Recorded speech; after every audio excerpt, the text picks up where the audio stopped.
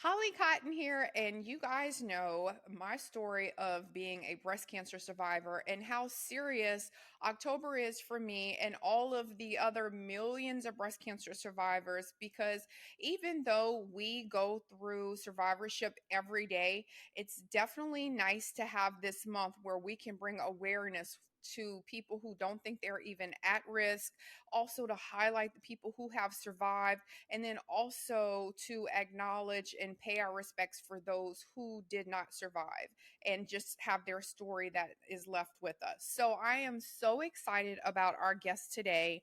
I have Dr. Jacque Colbert, and she is going to tell us all about her story and then also what she's doing with her story as well to be the change that we need. So, welcome, Dr. Colbert. Thank you so much for having me, Holly. I'm super excited to be here with you as a fellow survivor as well. It's such an important month, so it's my pleasure to be here to spend this time with you. Yes, yes. And before we started recording, we actually were having the conversation that so many women have all the time. And that is, we didn't ask to be in this sisterhood. We didn't ask to be joined together in this. I always say, you know what? The Lord could have chose something else. Can we all just, can I just be happy we're all from Louisiana or we all have a pinky toe, whatever it is. I didn't need to be in this survivor sistership, but yet here we are. And I know, Dr. Colbert, you'll tell us about some of the people and the populations and some of those interesting facts that people don't know of. But I know that you too have been with people that are going through the fighting or going through their treatment, going through whatever it is, remission, and then have succumbed to the actual cancer. So it's almost an appreciation that we have for life that we wouldn't have had before, because you realize how many women are walking in your shoes and you're still here after this diagnosis that so many women did not survive. So Yeah. first, Dr. Colbert, can you tell us, because everyone wants to know a great survivor story. So can you just share with us your story of your cancer journey? Absolutely. So, 15 years of survivorship. I want to acknowledge the point that you just made that it's a little bit bittersweet in a way because while I'm surviving and thriving, and so are you, and so are so many others, based upon a number of different protocols, there are some that who didn't make it. So, I want to honor them in this moment. In my 15 year of survivorship, my story is not unlike that of many women who've been diagnosed. I found a lump right before my 40th birthday that was unexpected. Couple of weeks after I'd had a full physical well woman exam, nothing was there. In the shower, doing what people do in the shower, getting clean, and felt this lump. Called my doctor and went back and forth for an inordinate amount of time because she just couldn't believe that there was a lump in my breast from having seen me a little prior to that. To fast forward my story, based on my own persistence and knowing my body the way that I do, I was like, you know what? I've been living in this thing for a long time. Something ain't right. You're going to see me. Finally, advocating for myself, I was able to have a mammogram. And long story short, it ended up being a little over stage 1 breast cancer. I'm grateful to have had the wherewithal and the insight at that point in time to say, look, I want this thing out of my body. I want you to clip it, cut it out, burn it, give me whatever you've got to give me. Went through a year of chemotherapy, radiation, and also surgeries to where and then my own all natural path that I'm a big fan of to be here and to talk about how I continue to survive and thrive. And by the way, I know what a big fitness fan you are. So, fitness was definitely a part of my journey and continues to be a part of my journey. But I start off grounding this conversation by saying being aware, really being attuned to doing my monthly breast exam and advocating for myself was pivotal in the acknowledgement and getting to the point where I forced the conversation about having a mammography. And unfortunately, I didn't want to be told that it was breast cancer, but That was the diagnosis, and I was able to quickly begin the protocol that I went through. Yes, and I love that you keep saying that word about advocacy because that is the biggest thing, especially people that are in the healthcare field. And also, I know you did say about you being a breast advocate and research liaison as well. But that's the huge thing. People don't realize if you don't speak up for yourself, there's so many times you will get swept under the rug. So I'm Exactly. I'm glad you keep saying that. Exactly. You know the old saying, closed mouths don't get fed? Hmm. Closed mouths is there will be no advocacy if your mouth remains closed. You've got to be the biggest advocate for you, and irrespective of if it's breast cancer or some other abnormality, you must be your biggest fan that's cheering you on and knowing when things aren't right, being so attuned to self that when things are off kilter, there's a call to action, and that call to action has to be, I need to phone a friend, I need to call a doctor, you know, whatever it is, what you call your good girlfriend or your guy friend about, Hmm. help somebody to talk you through it and really kind of get to cognition to where action is taken. Yeah. Oh, for sure. You got to, it's got to be, sometimes you have to be rude about it too. Like, you guys are not going to play with me and my health. No, absolutely not. Not today, Nice not ever. yeah, nice guy can only last for so long. Then after that, it's like, you know what? You got me messed up. I'm Mhm, not the one. I'm mhm. not the one. I'm feeling you. I'm feeling you here. Yeah. So, you guys, I'm looking at Dr. Colbert's all of her stuff on her bio and all of the things and all of the awesome things that she's doing. So, can you tell us because I said this when I was talking recently when I was being interviewed and I always give this example of when people go through something traumatic that's life changing, there are two ways that they process it. Either the first way is they go through it, they deal with it, and they bury it, and they said, I'm not talking about it anymore. I just want to be done with it. I survived it, and now I'm out of here. Or there's the other side where there are people that deal with it and then they wake up and they're saying, wow, I'm still here for a reason. What am I going to do with this? Why am I here?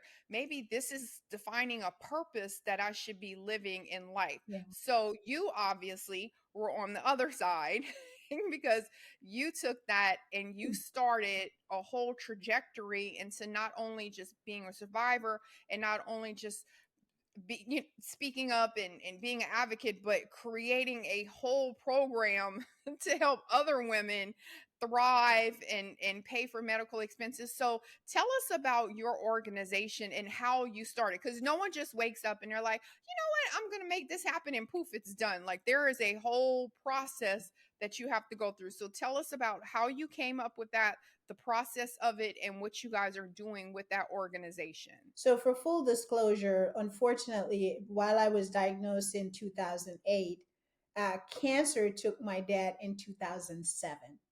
He passed away from prostate cancer. And in eulogizing my dad, I made a couple of promises to him.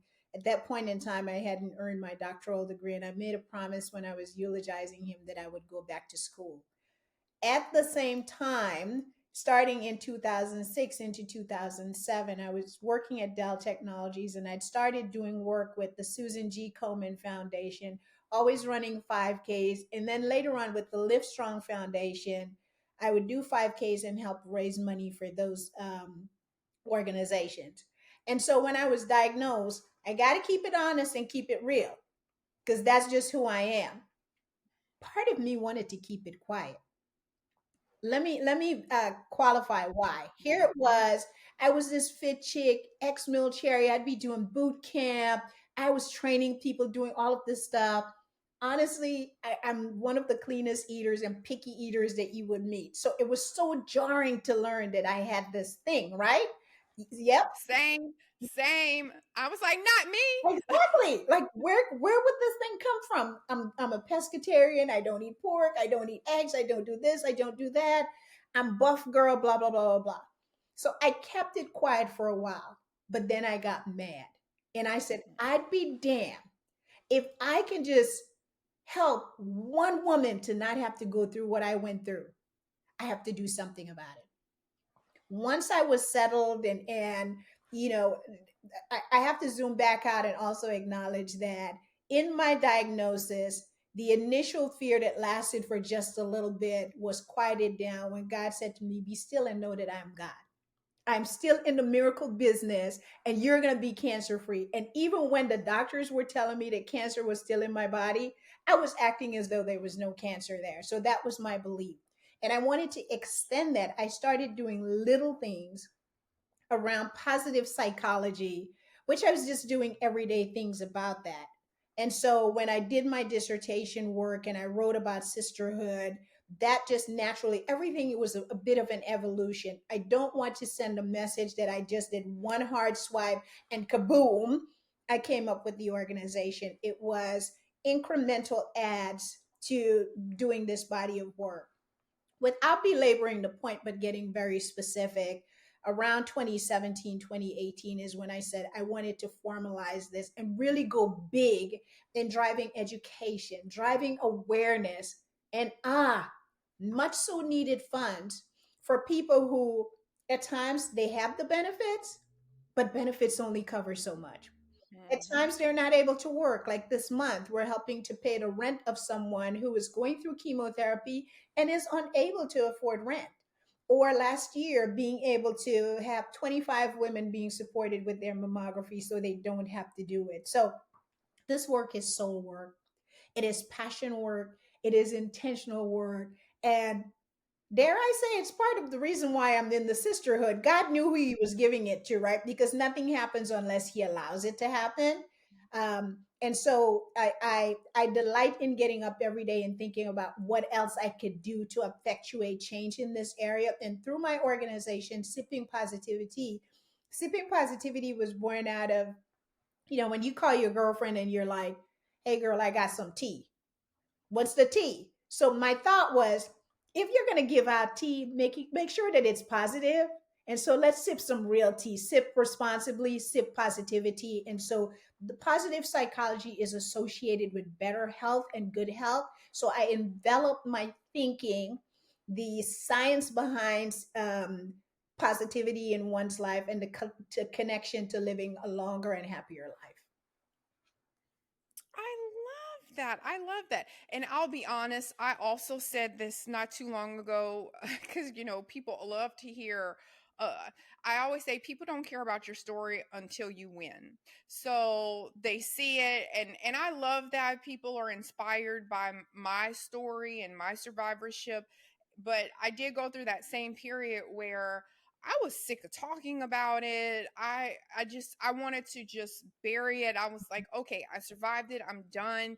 I was mad because I lost that independence that I had, and now here I have to start learning how, I was doing pull-ups all the time. Now I can't even do a push-up, and it's like a level of it, and I tell people all the time, I said I'll never be able to do a push-up or a pull-up again because of scar tissue, but you won't outwork me. I'm not that's you have to find other ways to define being strong, and so doing that and relearning myself, it was a hard process, and I was mad too. I was like, this doesn't make any sense. I don't want not one more pink thing. Don't give me a ribbon. Don't give me a pink shirt. I don't want a bracelet. Yeah, I'm sick of it. I'm yeah, sick of yeah, it. yeah. Or you get the people, oh, I heard about it, or it just now it's on the tiptoes. So there are so many things because people don't understand how to approach, especially women. But I think breast cancer and being in this sisterhood has just made me understand that women are so high functioning and we are so independent and we're doing all of these things. So there's not a lot of breast cancer, whether you just got diagnosed, whether you're a survivor or whatever. There's not a lot of women that are sitting around crying about it. No, Most women have that same attitude. They're like, all right, let's get it popping.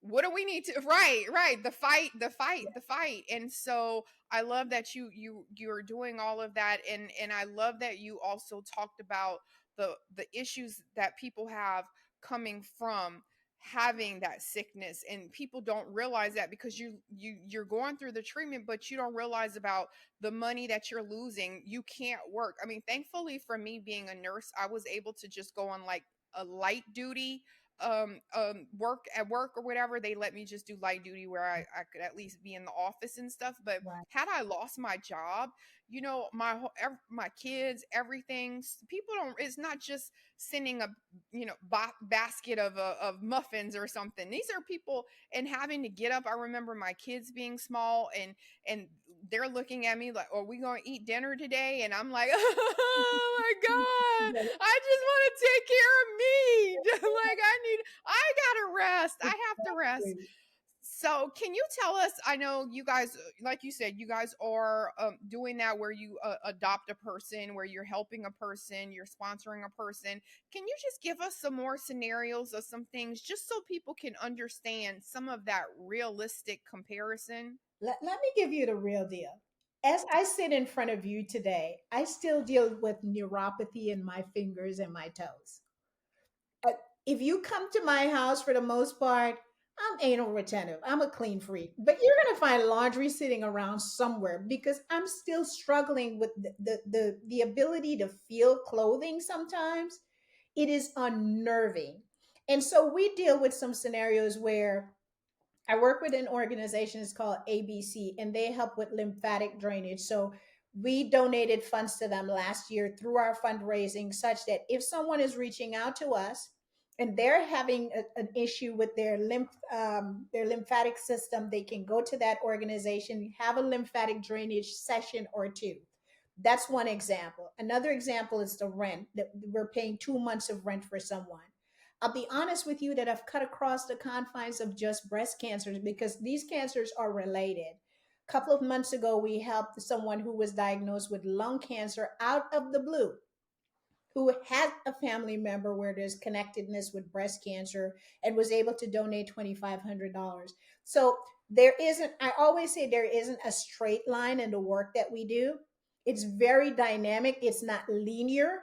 And unfortunately, there are several underrepresented groups. Black folks are being outpaced in terms of the numbers. I'm not sure if I had the opportunity to share that I sit on the Consumer Peer Review Board with the Department of Defense Breast Cancer Program, and just recently went through 10 different protocols that are up. Their research is being done, and just each and every time I receive a research proposal, I cringe because it speaks to black and brown people who are being, again, having an outsized number and a percentage of how quickly we are being diagnosed. I have to do something. I have to do something. So whether sometimes it's education and awareness, sometimes it could be someone calling me to say, I just need somebody to go with me to the Rose and help talk me through the realities of my situation. So it's education, it's awareness, but the biggest thing that's really needed is the funding. And so sometimes some of those funding, the last part that I would add is that someone may need help with housekeeping. And one may say, as they're listening to this, housekeeping, you should be able to clean your own house. You don't know until you're going through it, how terrible it can feel. Sometimes people think they do need to bring a casserole over to you. Oftentimes it's less about the casserole. It's like, take my kids for a little bit just so I can rest. Give my brain a rest. And I see that you have some relatability as it relates to some of the challenges associated with it. And later this month, we're going to showcase, I can't divulge the person's name right now, someone who's going to share their story because we do keep it confidential who we give funds to. We report it in our annual report how funds are being allocated, but we want people to feel that they can come to us. And if there's a need for financial assistance, that it will be kept in confidence until such time that they tell us that it's okay to share that information.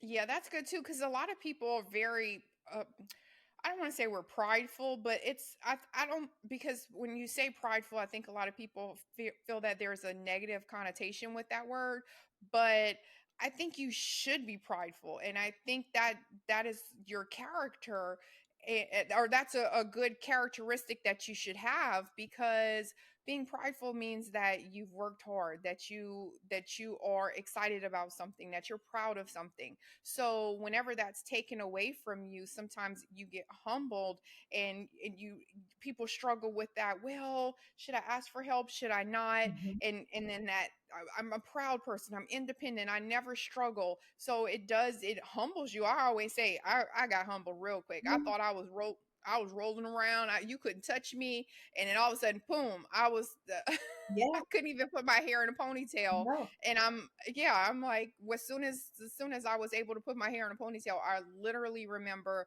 crying because I was so excited I could stretch my arms enough to put my hair in a ponytail. So I just kept saying to myself, this is the weakest. I'll never be here again. I'll never be this weak again. I just that was my way of helping myself, and I don't want anyone to feel like this. What can I do to make other people? How can I share my story? Mhm. Because no one told me this was what to expect. Right. Right.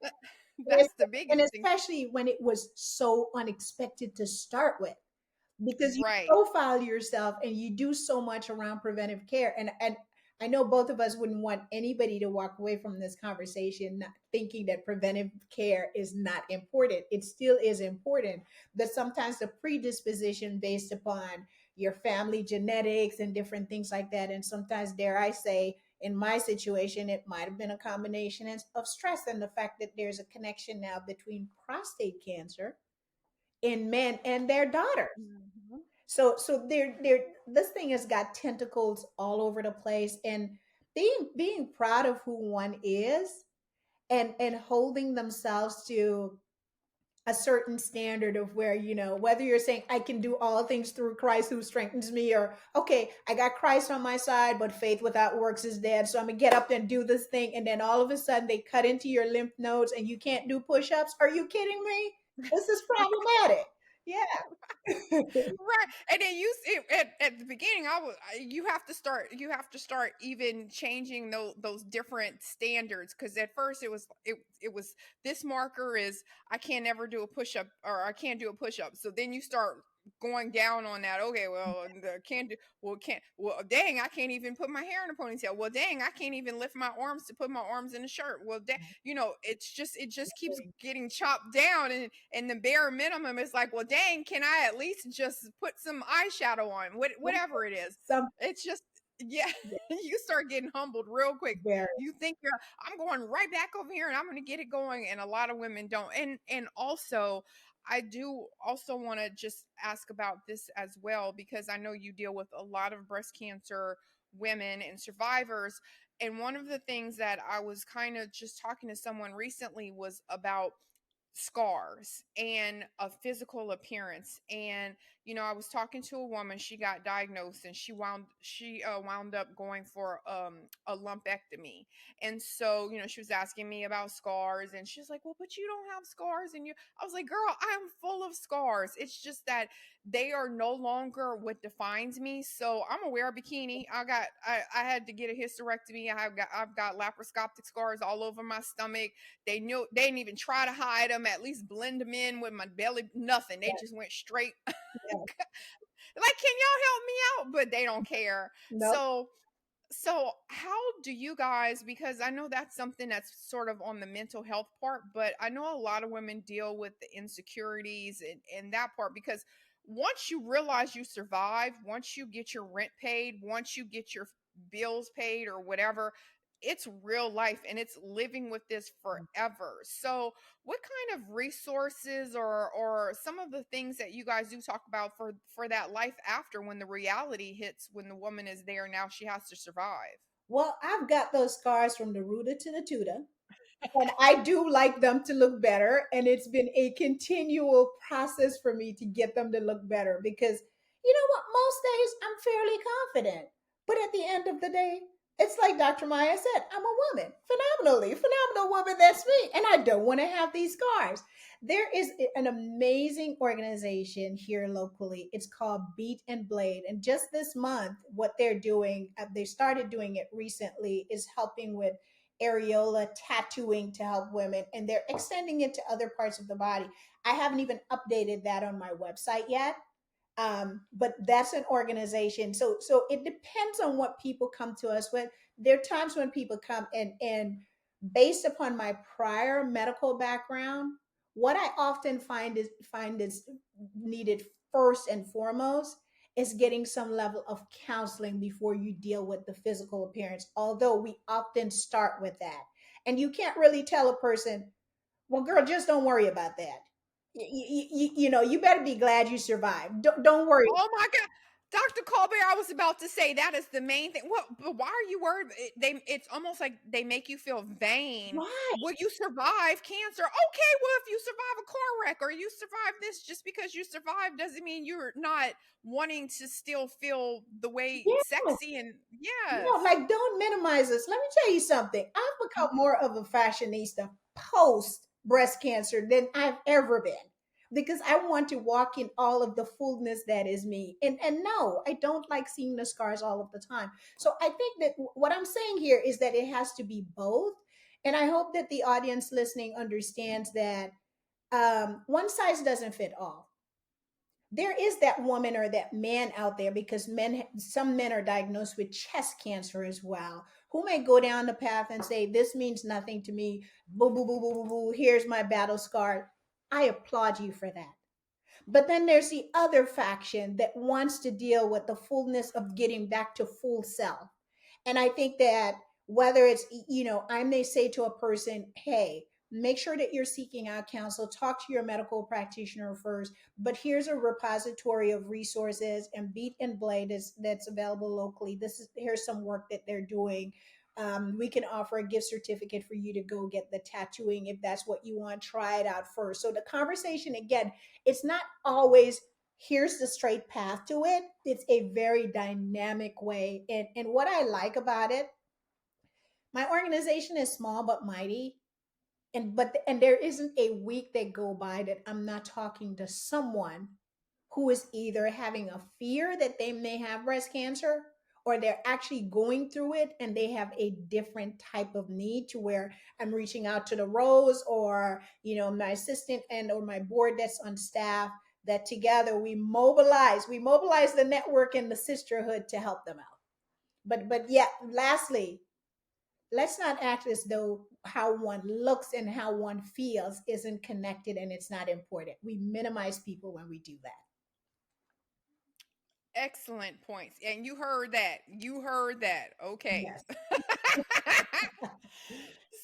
So the last question that I have for you, and then we'll go into how everyone can support and follow and all that great stuff. But the last question that I have for you is, I find that people that, especially that are in nonprofit, but also that are in nonprofits with sick individuals or people who maybe don't have the best outcomes. I know a lot of people may have nonprofits where they help underserved youth get this or do jobs or do that. Like there's always something that you can do. The person can come back in 10 years and they got their doctorate, or they're a surgeon now, whatever. It's all, there's always these positive stories. But unfortunately, when we're talking about something that has to do with wellness and cancer and illness, you're it maybe it doesn't always go in the direction that you want. And so I have a question, and this is for you as the person that's organizing this, because I know there are so many times that you do start helping a woman and she passes away from it, because of course you never know, especially with cancer, what stage it is, how your body is going to process it. Are you able to recover? And so I know I'm not even in as in such a dominant field as you. I just am sort of on the outside as an advocate. But like you said, you talk to people every week that something is going on.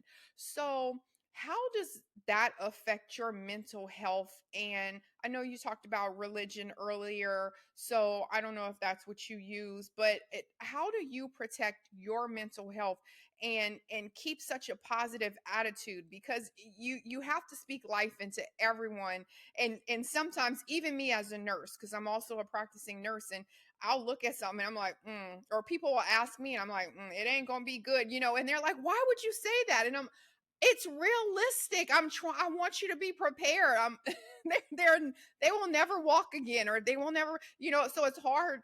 I know you want to hear positivity, but it may not be positive. So how do you deal with those things to keep yourself where you don't get discouraged and you keep yourself in such a good and positive mentality?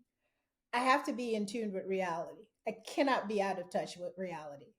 The fact that 1 in 8 women will be diagnosed, and that 1 in 8 women does not even include the underrepresented population of Black and Brown women, that number is even higher. Um, I have to deploy the whole thing, all of the things, to get this head space together and to get my heart space together. That means my faith is deployed on a daily basis. But I also do things like I really am an exercise junkie to get the stress out of my system, because it saddens me when, unfortunately, I'll get connected to a woman or a couple of women who are going through it, and we'll talk, and then all of a sudden, things are going well, and then, when you're not hearing from this person, things are going in a bad way. So I have to really like gird myself up and prepare for the worst case scenario. And so, Holly, I keep it real again. I do exercise twice a day. In the morning, I do my meditation and some level of cardio and resistance training. And just based upon, I do have a full time job. I'm an executive at Google that keeps me pretty busy. So at night, I do have to do a certain level of decompression just to kind of get stuff out of my system, meditation and prayer. And good old fashioned, sometimes it's calling mom, it's phoning a friend, it's look, as clean as I eat, some days I have to have a glass of wine or two, or maybe I'll go to Bluebell's ice cream if all else fails. I just believe in keeping it real. So I say all of that to say this: life is about balance. No one man is an island. No one woman is an island. I'm not on an island by myself. Literally today, in addition to praying to God, something happened, and my friend of many years heard me drop the F bomb. Yes, people, sometimes I drop the F bomb because I get frustrated just like everybody else. And in dropping the F bomb, I got a little bit of stale air out of my system, and I'm like, okay, Jesus, let's rock and roll, let's do this thing. Uh, Lastly, I do have a counselor that I speak to, because I'm also a certified life and executive coach, and with all of the fancy little letters that are behind my name, we each need to have, you call it your own board of directors, your sister circle, or whatever it is. You've got to have that small unit that you can go to, and not suggesting that you go to them all the time with the problems of the world, but it's give and take. Lastly, I will say this: Dr. Maya Angelou has always said that if you walk through life with a catcher's mitt on both hands, then all you're doing is preparing to catch and you're holding on to it. So I have one hand open at all time in preparation to throw back. I believe in reciprocity. And so I give the same level of advice to others who are going through it, to know that it's a serious head game at times. And when you lose people, whether it's somebody that's calling me from or talking to me in Louisiana or New York City, where I was a couple of weeks ago, it doesn't matter. There's a connectedness that you build with people and you want to see them win. And sadly, the reason why I'm doing this important work is to make sure that more of us will win and survive and thrive through this disease. But I recognize that when failure comes about, I've got to keep myself strong in order to be able to do more. I love that. I love that. Yeah, I always ask those kinds of questions because I think it's important to acknowledge whenever people are doing things to give back, and how that also takes a toll on that, and anything that's related to health and wellness. You have zero control. At least if it's paying for something, or you can guarantee a payment, you can guarantee a placement, you can guarantee a job, or whatever it is with some of these other nonprofits. But anything to do with wellness and health and sickness, there is no control over that at all. So I know this, it's got to be frustrating sometimes, especially because you see so many wonderful women, and you want them to have a different outcome, or you feel kind of helpless. And I know that takes a toll on us sometimes to be these nurturers, and you can't help. So just wanted to ask. Okay, so tell us how we can support your organization. What do you need from listeners? How can people follow you, get in touch with you, all of that great stuff? So the time is so ripe for this question because I'm coming up on my fourth annual fundraising gala. It's called Pink and Black. Pink and Black is an ode to several things that I love: amazing fashion, food, fun, and fundraising. And so it's about bringing out the best of H Town, going on strong. We will have an amazing fashion show. And so I'm encouraging anyone that's listening, if you haven't seen it, go to Eventbrite and type in Pink and Black. It's happening on 10/21/23. Purchase your ticket to come to the event. Now, you might be saying out there, well, I don't live where you live, so I can't come to your event. I got you covered. Not to worry. The money is needed, and I ain't too proud to beg. No donation is too small, but the bigger you come, because everything is bigger in Texas, do a big fat donation to my organization. You can go to our website. It's www.sipping, then positivity. Positivity is spelled PositviTEA.org, and make a donation. Again, none that is too big or too small. TLC said I ain't too proud to beg. I'm begging again. I would love to get your money because it's helping people and it's making a big difference. You can also follow me on Instagram. I'm on all platforms, but Instagram is where you will find me the most. I'm under Dr. Jacque, DrJacque Colbert, Colbert. I would love for you to follow me, send me a DM, let me know your thoughts. I love that. I love that. Okay, and I will have all of those websites and things as clickable links. So people, if you look in the podcast notes, you'll be able to go straight to her Instagram, click on it, take you straight there. And so, do you have any last words that you want to share with us, Dr. Colbert? I do. As much as October is the season for breast cancer awareness, I do want you to know that for those of us who have been in the sisterhood or brotherhood, that it is a daily walk, it is a monthly walk, it's a weekly walk, it is an always on walk. So please do not be hindered or be boxed in by the fact that it's just October and then we go away and we do nothing. I do want to say to you to be encouraged, be encouraged. Yes, not everyone has the best story to tell about their cancer journey, but I do want you to be encouraged, be an advocate for you, be intentional, be thoughtful, and as always, if you can help to support someone else, please take the time to do so. um, I often say that positivity is a verb, it requires action. I was deliberate when I named my organization Sipping Positivity because we want to be responsible about when we take action to help each other. Um, Intentionality is at the core. And so, as I continue to transform and as I continue to give, I would love to have others who are equally passionate about this work to support me along the way. But again, sip responsibly and sip positivity. Thank you for having me. Of course. I love that. I love that. So that is Dr. Jacque Colbert, you guys. Thank you, Dr. Jacque. My pleasure. My pleasure. Thank you so much for having me.